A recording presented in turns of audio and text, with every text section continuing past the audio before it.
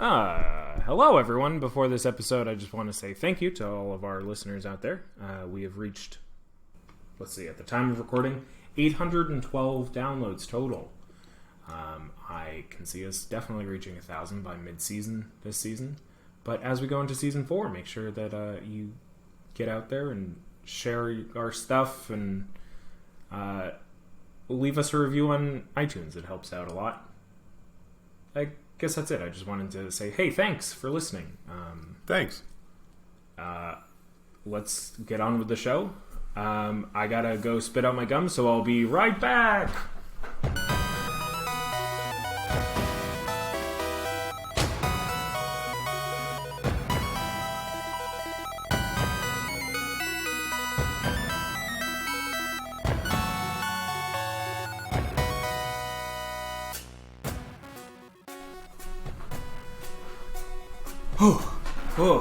Almost didn't make it in time for the introduction that you're about to do. Yeah, almost didn't. Anyway, yeah. Hello, and welcome to Temple of the False Pod, where our decks are not optimized, but our plays sure as heck are fun. I'm Andy. I'm Bruce. And welcome to Season 4. This is episode 31. If we were a channel in New Hampshire, we'd be TBS. Unbelievable. We're referencing New Hampshire TV channels. I don't know if that's still accurate, because that was, 15 years ago. Anyway, welcome. Season 4, we've lasted longer than Firefly. By many seasons. By 3 seasons. They only had 1 season, right? And a movie? Yeah. I don't think they ever got that reboot. We need a movie. Maybe that just means we need a 2-hour episode? We can easily do that. This one might be 2 hours. I'm going to try something new. I'm going to stand because today I've been exhausted. And hopefully that'll lift my energy up as if it doesn't seem like I already have enough. As my niece says, you are exhausted. I'm taller than Bruce for once. This is amazing. It feels better already. Should I just say that this should not stand? Hey. Maybe.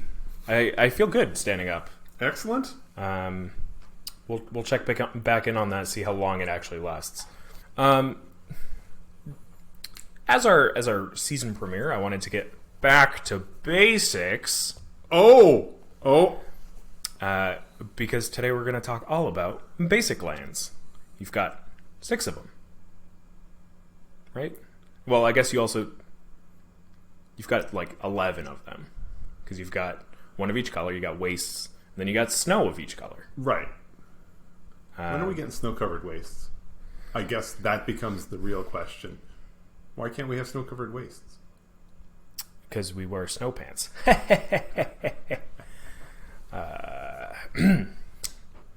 So, figured, started off, let's talk about what they are.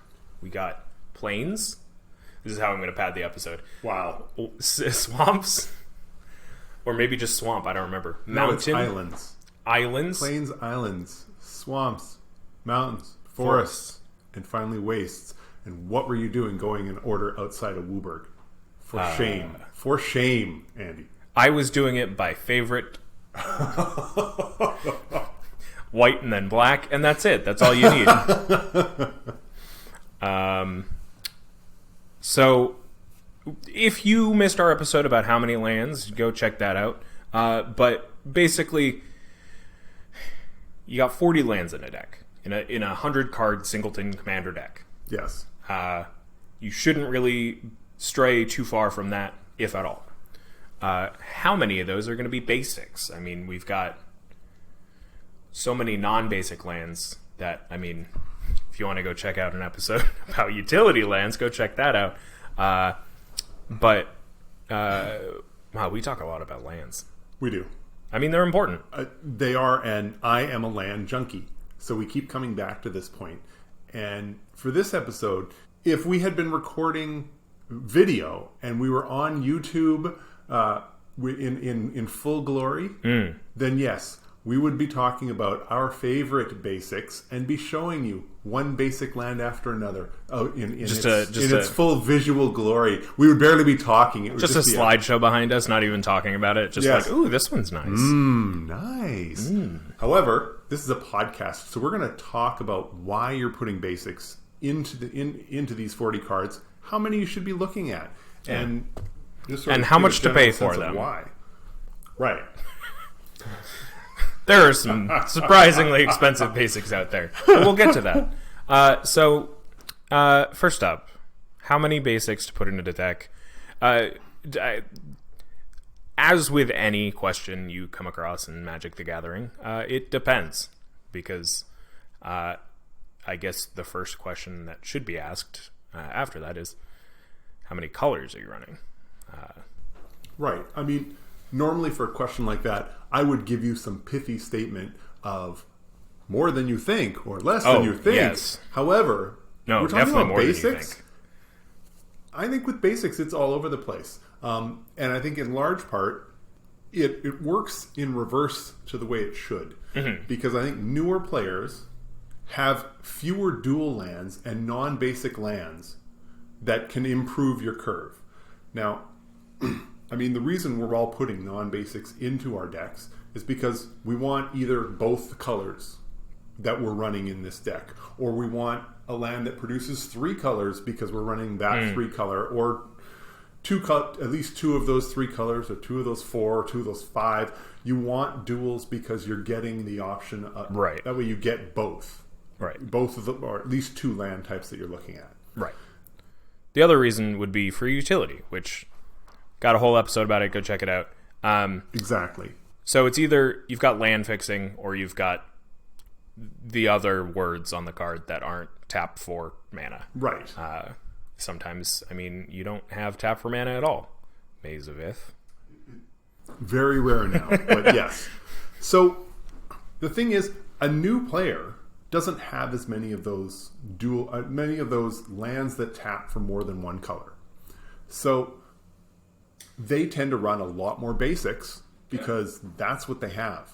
And then as you play the game longer and longer and accumulate more and more cards, invariably you get more and more lands that produce more than 1 mana. All these non-basics. And you start loading your deck with every one you have because you're still new. This is all you have. So you put them in there all the time because they're the best the best option for you. You've got Guild Gates, you've got gain 1 life. Yes. You've got all these enter the battlefield tapped ones, which are like, some of them have great utility. Right. I know you love the temples. I do. Fittingly. And whether you think that it's worth it or not is generally personal preference. Right. I would say that the Guild Gates, unless you're running a gate deck, don't. Yeah, you could do better. The idea, though, is that eventually you reach a point where you cross over. Yeah. Where you have these lands that produce more than 1 color of mana. Mm-hmm. And you've got so many of them that you're filling your deck to the point where you're not running a lot of basics. Yeah.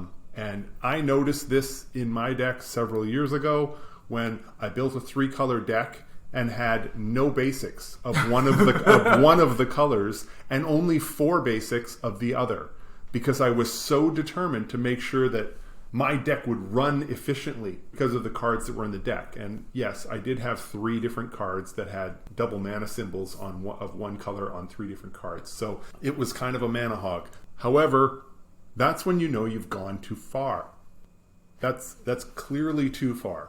The reason I would argue it's too far is because basics have a significant role in most games. Yeah. My first point with that is basics are much less likely to be the target of land destruction than a non-basic. Yeah, especially with, I mean, a lot of the land destruction printed nowadays is literally target non-basic land. You've got Field of Ruin? I think so. Yeah, virtually every piece of land destruction now is targeted removal, and it always says non-basic. It's almost always the case now. You can't get around it any other way. So running basics tends to be more of a saving grace in your deck. The second option, or the second consideration, is ramp. There are some cards out there that allow you to search for a land and put it into play. But most of the cards out there only allow you to search for a basic. So whether you're talking about... Evolving Wilds? Yes. So whether you're talking about Evolving Wilds, or you're talking about Cultivate, you're getting basics. I think even Fable Passage is also basics. I think you're right. Yeah. But yeah, like most land tutors are going to be looking for for basics. Right. Even one of my pet cards, Settle the Wreckage, I've seen that card blow people out on Arena plenty of times because people don't run enough basics. So what is Settle the Wreckage? Settle the Wreckage is 2 and 2 white, so 2 white, instant. Something along the lines of exile all attacking creatures that those creatures' owners, or those creatures' controllers? Exile all attacking creatures target player controls. That player may search his or her library for that many basics, or basic lands, and put those cards onto the battlefield tapped, then shuffle his or her library. So you're giving your opponents a pile of land. Unless, of course, they don't have any basics, in which case you're wiping out, you're getting an instant speed wrath of just your opponents. Exile wrath, too. Right, and you're not giving them anything in return because they don't have the 3 or the 4 basics to recover the creatures that are swinging at you. So, with not running enough basics, obviously you run into issues with that. You run into issues with your land tutoring. You run into needing mana to come in untapped. A lot of the lands that tap for 2 are lands that come into play tapped. I will say that's part of the reason why dual lands and lands and others that come into play that aren't tapped tend to be worth their weight in gold. And probably even more so, actually. Paper doesn't weigh very much. But these cards tend to be worth it just because you're not getting that turn when it's tapped. Well, your basic land is ready to go as soon as you drop it on the battlefield. So there's a real benefit to that gets downplayed, especially in metas where the games go longer. Our games go longer, so in theory, a tapped land isn't as bad as it would be in someone's meta where games end by turn 8. Right. However, what people don't realize is how often that dual land, I'm going to say dual because I'm tired of saying land that produces more than one color. So dual will generally be in regards, or with regards to this episode. Yeah. When we say dual, we mean a land that produces 2 or 3 colors. I know. Yeah. Anyway. Exactly. But the idea is, how often are you actually tapping the dual land for more than one color? Right. Because as somebody who runs a lot of duals, for a long time I was running vivid lands. Now the vivids are a land that come into play and they tap for one particular color and they come with 2 counters on them. And you can tap it, remove a counter, and you can get a mana of any color. Very cool. It was cool, and it worked in a number of decks where I had ways to multiply the counters. That part's irrelevant. What really mattered was it demonstrated for me just how often I actually needed this land to produce anything other than the colored land that it produces naturally without removing a token. It was almost never. Yeah. So, like, for instance, Vivid Crag taps for red. Right. Chances are you could easily replace that with a basic mountain and be none the wiser. Right. Probably even better off. Over and over again. And I was running these lands in my Vorel deck. And I guarantee you that Vivid Creek, I removed a counter off of that every once in a while. The whole point was so that Vorel could double the counters, but there was never any reason to, because for the most part, you always had the land. So if I just put an island in, it would have been just as good. Yeah. Even a little better, because the Vivid comes into play tapped. Oof. That's what I'm talking about. And it wasn't until I was playing with the Vivid when I really started to, because it was an obvious and easy way to track how often you were tapping it for one color or the other. Right. And it was always one color. Well, in that case, take out a dual. Why live with a come into play tap ability if you can just run a basic dual and protect yourself from removal and protect yourself from from all of the downsides that you get with a dual land if the only upside to the dual land is the mana and you're never using it. Yeah. Then you're essentially just running a basic that isn't as good. Now, kind of where this gets complicated is that now you have pretty much 1 and 2 color decks covered with what we've just talked about. Where it gets a little more complicated, especially with, the Vivids, is when you're doing a 3, 4, 5 color deck. The 5 color deck is a very specific thing that I don't think we'll be able to get into today, because mana bases for 5 color decks are so particular.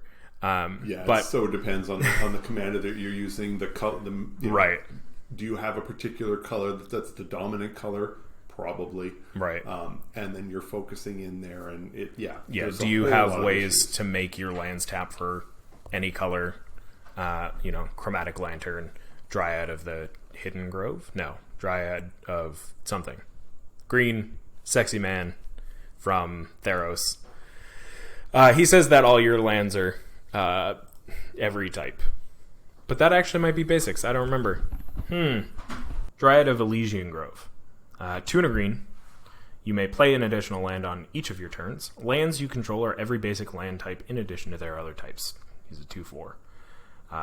Granted, it's a $17 card, so I'm not playing it. But needless to say, there are those effects that you're going to want to run in 5 color decks. Not here to talk about that today. Not going to talk about 5 color decks. No way. Probably not for a couple more seasons. So that brings us to 3 and 4 color decks. You're going to want to run more non-basics, especially duels, because you need the consistency. Yeah, that once you start talking about 3 and especially 4 color decks, right? The consistency demands become very high, and it becomes that much more difficult. Now, having said that, if your 4 color deck has only 2 cards of one color, right?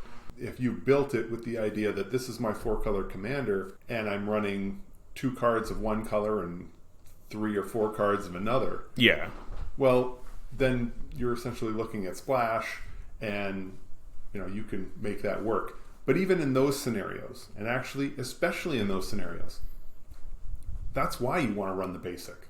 Yeah. Even if you're running only 2 basics of each of those colors, you're going to run a tutor that's going to allow you to find a basic land. Well, now you can find that basic land there's only 1 or 2 of them in the deck, so that way you can consistently cast those cards. Yeah, in my I've got it's a Mardu, so red, white, black, Bruce Tarl, Ravos, partner commander deck. That was like my first 3 color deck. And the mana base is fine. Probably because I don't have nearly enough duels anyway. But if you put in ways to find the basics that you need, the colors that you need, whatever that is, your cultivates here. I can't run cultivate in this deck, but you know what I mean. You use those tutors, and you can eventually get there. You can find that it's not very hard to build, especially where I believe. Let me try to find this deck first. That one is probably running a lot of land tax and allowing you to search for a plains. I wish I had land tax. Well, that style of card. Right. Wow, okay. What I was going to say is that generally if you're running 3 or 4 colors, like you said, you're going to have one color that's more of a splash. You want certain cards in that color, so you have the commanders you do to get that. I was going to say this deck is probably mainly red-white, or maybe black-white, but then I just looked at the stats, and it's nearly 3-way, which very well may be why there's, 6 or so ways to produce mana on mana rocks. Right. Which is, I mean, another reason why people feel the need to not run basics. But then you look at my basic count, and I've got 7, 4, and 4. So I've got 15, which feels low. And honestly, it probably is low. You can see our episode on why you should be running 40 and why you're wrong if you're not. Not going to tell you how many are in this deck. No, you're not. But I built this deck like 2 years ago. Given that, you've listed off 15 basics. Yeah. So I think that's still probably more than your average player. I would think so. It's just the perceived upside of the dual lands is that you are getting the option of one color or the other. Right. In practice, it becomes a question of how often does that need to happen? How often are you using that land as one or the other? Try this the next time you play Commander. When you play your lands, you've got, say you're running your 2-color deck with some duals. Play all of one color land, let's say your basic islands in one stack, your basic plains in another stack, and then every time you draw a dual, put it into the stack that has the least amount of lands, and try to only use that dual when you're actually tapping for that color. And then say to yourself at the end, how many times did you need to actually move it to the other pile and tap it for the other color? Because if you're always tapping it for one color, it could just be that one color. We're all, I think many of us who have the duels to be able to put a ton of them into decks are guilty of running too many of them, with the idea being, I never want to be caught out. Right. I never want to be caught out. And I am one of those people, and I'm still struggling to push back on that and get more basics into my decks. Yeah. As somebody who has generally tried to be as much of a budget player as I can, it's the easiest way to cut price out of the deck is to cut duels. Absolutely. Obviously, original duels are ludicrously expensive. I'm not even going to talk about if you've got original duels in your deck. It's because you either have been playing forever or you can afford them, and the cost of them is irrelevant. Right. You're just running it. But there are plenty of duel. I mean, the Ravnica duels are, I believe they're still roughly around somewhere between 10 and 20. I could be wrong. The like bounce ones? No. Oh. The ones, the shock lands. Oh, right. Yeah. No, those are between 10 and 20. And like, if you're looking to cut price out of your deck, that's the first place to look. Generally because, especially with what we just said, where you're going to be using any specific land more for one color than the other. So like, try that before shoving $50 into a deck to make the mana base a little bit more varied, I guess. Right. But that's also coming from a perspective of very casual players. Before we go on, Bruce, let's take it over to break. We've got a special message from our sponsor, so we'll be right back.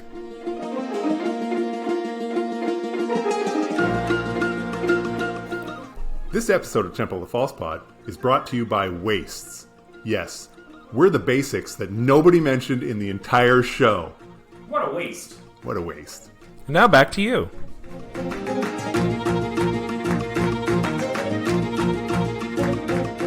Thanks, me.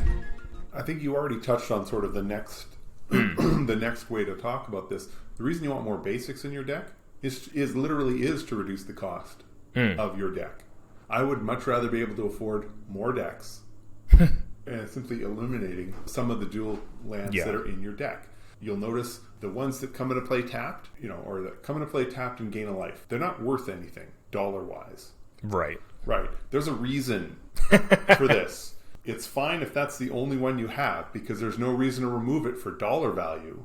Right. But when you start drifting up and you start realizing how much you're spending on duels, keep in mind whether or not you really actually need that card. For a new player, I strongly encourage the getting the duels that what's the set? They've been in 2 sets now. They're the ones that come into play untapped if you have multiple opponents. Oh yeah, the I think they're called Crowd lands now. Yeah, Battle Bond lands. yeah. Also Commander Legends. Right. So I think those are the best dual lands out there. However, they're not cheap, and if you're looking to buy that, they're surprisingly cheaper than the Shocklands, but I think that's probably because Shocklands are like also Shocklands are modern, they're also listed playable. On the type line as each of the 2 basics. Oh. So if you're searching for a forest or a mountain, So like you can Sky Shroud Claim or right. whatever. So then you can find one of those duels instead. Right. Now the crowd duels don't have that option, so you're never going to be able to search for for one of the crowd duels by looking for a plains. Right. Or by looking for an island or whatever. But in like a game of Commander, they're 95% of the time they're going to come in untapped. Right. And if you're at the point in the game where it comes in tapped, then you probably can just hold on to it anyway. Right. But again, if you're going to spend this kind of money, Yeah. you want to know that your deck's going to see an improvement. So it becomes a question of figuring out how many of these duels do I actually need in this deck. And I'm not going to give you a number because it completely depends on your deck. If Keep in mind these are what, like $7 to $10, I think. right, but if you're running a deck that's loaded with cards that have 2 white pips on the card, Right. and then you're also running a deck that also has 2 black pips on a card, and you're running multiple cards that have that, your mana demands are going to be much higher than if you're running a deck where it's only 1 mana pip on all of the cards, or where the white cards have two mana pips and the black cards only ever have 1. When you look at that, you realize how much you can get away with just going with basics, as opposed to needing duels to make sure that you always got the right color mana. Yeah. And I think it's interesting too, because I guess to just like put it out flat, if you're running a monocolored deck, run. Oh God, I sat down. Run. I don't know, 30 to 35 basics, and fill out the rest of your 40 with utility as a general starting point. Right. Now, I mean, I just today finished a monocolored deck. Now, Ooh. 60 card casual deck, Oh. so there are only 24 lands in the deck. But I will tell you that I'm running 4 non-basics. Should have still run 40 lands. I'm running 4 non-basics and 20 basics. Mostly because, one, when you're running monocolor, you're not looking at dual lands. You're looking at lands that do something else. Right. Some other little benefit. So it's a lot easier to just run basics. Temple of the False God, for example. For example, Temple of the False God. In this case, in this particular deck, I'm running Myria the Sky Ruin enters the battlefield tapped. Can you believe it? Whoa. After what I just said. At the beginning of your upkeep, if you control 7 or more planes, you may return target creature card from your graveyard to the battlefield. Now, this is being run because the deck is mono white. And You're running a mono white deck, Bruce? Yep. Nice. I knew that planes were the best. There we go.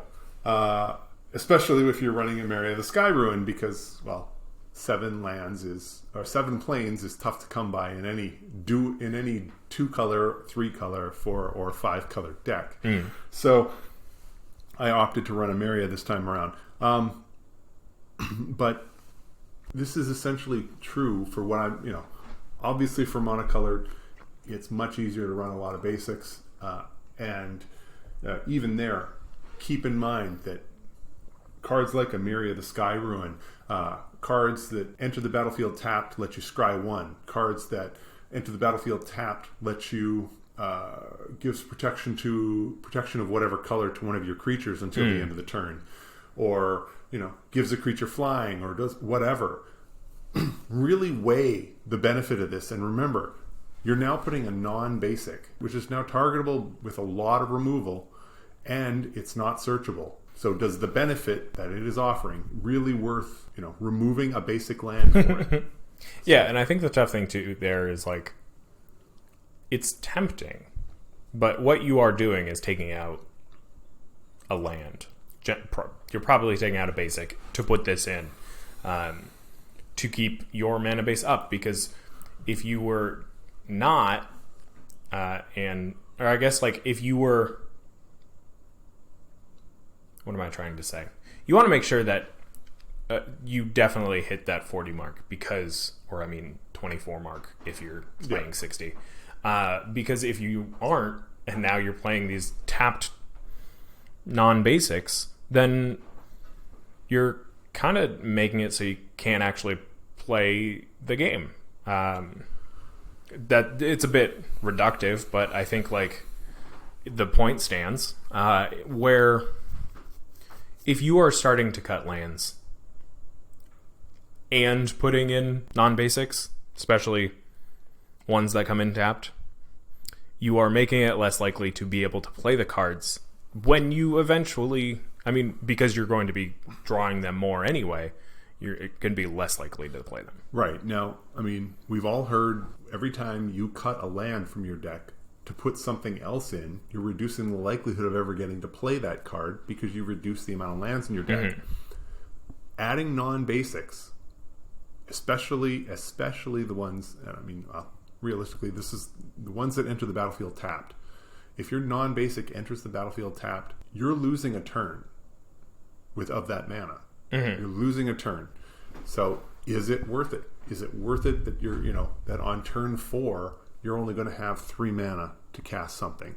That, is it worth it to be behind for that turn? Now, it's 1 mana. Mm-hmm. 1 mana, 1 time. That seems like a small price to pay.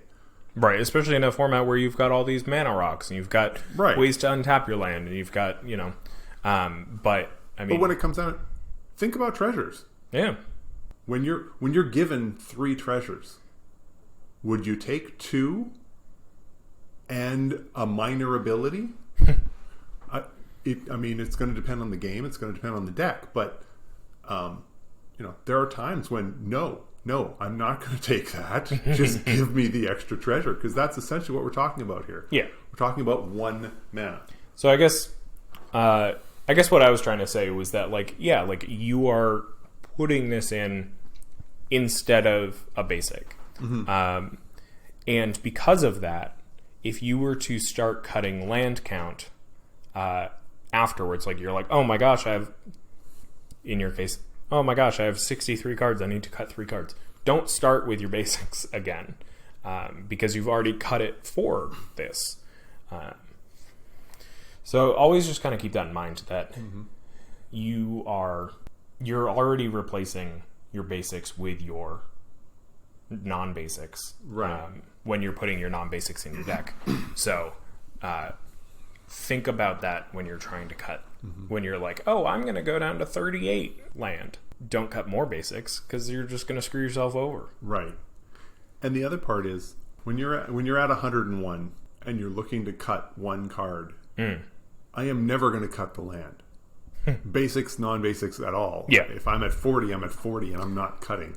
Well, that's why you're a better player than us, Bruce. Well, but if you've got 41 land, mm-hmm.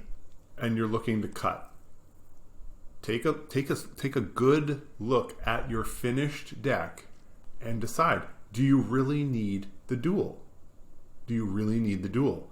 Especially if that duel's coming to play tapped. Do you really need that? You may find that you're much better off cutting the duel over the basic, because my instinct has always been just cut a basic. Find out where I'm over and just remove a basic, because I don't want to touch the duels, because they're the ones that give me that security blanket, right, that I can tap it for either color. And that's great if you really do need to tap it for either color. But if you don't run it. It's just not as good as a basic if you're just going to tap it for the same color over and over again. Yeah. That's kind of all I've got. Have you seen the previewed basics for Innistrad? Yes, I have. I am so excited. I was listening to something, and they were talking about like how they heard people saying bad things about it. They were like, "Oh, I don't like that it's black and white." But, like, I love it. It's the only colors that I need anyway. I would. I'm looking forward to seeing them in person because which was the lands? Was it Theros that had just the mana symbol? Yeah, and they were a wash of color. Yeah, and I really like that because from across the table, you can immediately tell exactly what color that is. You know that one's a swamp. You know that's a plains. You know exactly from a mile away you can see this color. With these new lands, I want to play with them to see because I know that the trim is the color. But is the trim going to be enough for me to be able to easily tell what color land it is? I think generally. I think it's going to I think the contrast is there enough. Right. Especially where like you would compare it to like Unglued, where it still has that brown border. Yeah. But it's like a still kind of full art-esque. Yeah. It has a bit of the full art, and it's got a significantly sized mana symbol that's very easy to read. So, yeah, and I guess like the difference here is I guess the difference here is that the art's in black and white. But I mean, I'm excited. I like that you've got the purple for the black rather than making it just completely black and white. Yeah, you had to have some kind of color contrast there. Very excited for those. Which I mean, I guess brings me to my very last topic that I mentioned at the beginning of the show. If you need basics, ask around. If you really care about that extra chef's kiss panache in your deck and you want to throw money at basics, that's your prerogative. Go for it. Know what you're doing. You can get them essentially for free. There's no... If you just need the basic, there's just no way you should be paying for this. Yeah, they come in literally. Give you some. Your LGS will give you some. They come in literally every product, I guess, besides pre-release kits. Which I mean, if you're at a pre-release kit, you're getting free lands anyway. Yeah. But I mean, they're in literally every commander pre-con. Just open that up, take the basics out. You're probably deconstructing that deck anyway. So, one other piece. A lot of people run on the assumption that you have to, if you're running basics, you should be running the same picture. Oh my god! All the way through. This is going to be our second hour of our episode. So, for me, I understand the value of that. I get it. It means that your opponents don't, the play benefit is that if you accidentally if you've got two swamps in your hand, you can play. You don't have to pay attention to which one you had out on the battlefield if one gets bounced to your hand. Right, or if you've revealed one for whatever reason. Because that way your opponents don't know that you actually have two, because they're only seeing the same picture over and over again. Now, in our games, nobody's paying that close attention. Exactly, and I would hazard a guess in most games, people are not paying that kind of attention. Maybe tournament level, but like that's extreme. We're a casual podcast. Yeah. Welcome to Temple of False Our decks are not optimized, but they sure as heck are fun. Yeah. And the non-optimization extends out to the lands. The fun part, too. I like to put a lot of different pictures on. Yeah. The only thing that I end up doing is I try and stay... So if I'm going full art, I try and stay full art all the way through. The that 60 card deck I just built, I've got 20 basic planes. And the planes are the promo planes from whatever Ravnica set we were in 2013, and they're all stamped with the pre-release date on them. How'd you manage that one? Well, it turns out when you run pre-releases for children and they give you the promo cards, when they give you 60 promo cards and you don't have enough to give each child 2. So you give each child 1, and then you look at the rest of them and say, this is going in a deck someday. And it only takes 8 years. 8 years for that to happen. So, I think for me, personally, I think I have one deck where I wanted to make all of my lands different. and I think it's my Mimeoplasm deck. So it's 3 colors, so it was easy to do, considering I think I just grabbed a handful one day when you had a land station out. Mm-hmm. And other than that, I love the old lands with the brown frame. Yeah. Because it's super easy. I mean, especially where I'm running, 20-ish basics in each of my commander decks. 20 or 30, somewhere in there. Mm-hmm. It's super easy just when you're drawing your first 7 to see exactly how many basics you have in your own hand. Right. It's an easy assessment whether you need to mulligan or not. Because if I don't see a brown border in my opening hand, it's quickly going. Yeah. I guess the other part to remember is for those of us who use the same group of lands over and over again, mm-hmm.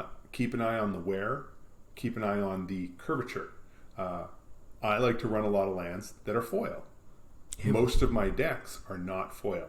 Ew. So you need to really take care that after you've shuffled up, that you just look at your deck and say, oh, I know exactly where all the lands are because look, there's a space here where this is a foil and this one's a foil and this one's a foil.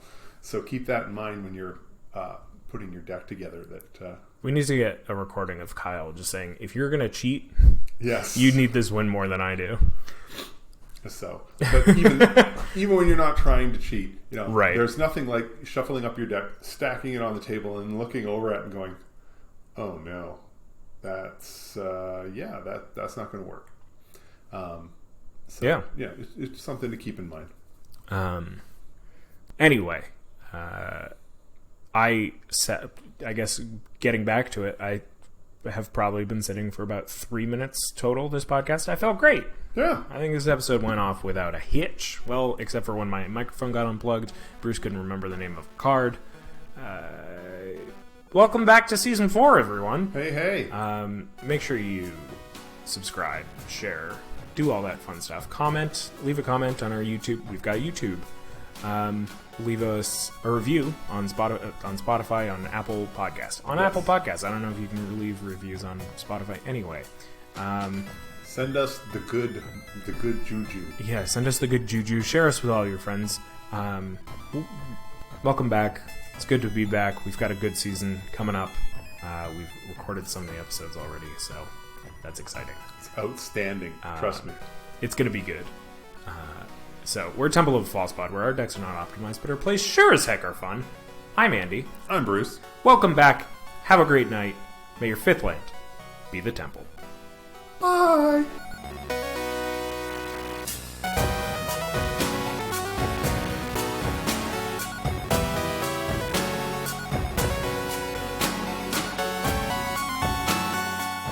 Hey everyone, Andy here. Thank you so much for listening to this episode of Temple of the False Pod. Just a few housekeeping things here at the end of the show. You can find us on Apple Podcasts, Spotify, Google Podcasts, pretty much wherever you can find podcasts. Subscribe and give us a review. It really helps out the show. And it'll show us what you like about our podcast. Also, we've got a Twitter and an Instagram. Our handle is FalsePodMTG, all one word. So be sure to follow us. Feel free to reach out to us there or drop us an email at falsepodmtg@gmail.com and tell us your favorite magic-related story. We'd love to hear from you. Thank you again to you and to Bruce. He's Mana Burned on Twitter, and I'm Andy Weekend on Twitter and Twitch. We're Temple of the False Pod, where our decks aren't optimized, but our plays sure as heck are fun. Have a great night, and may your 5th land be the temple.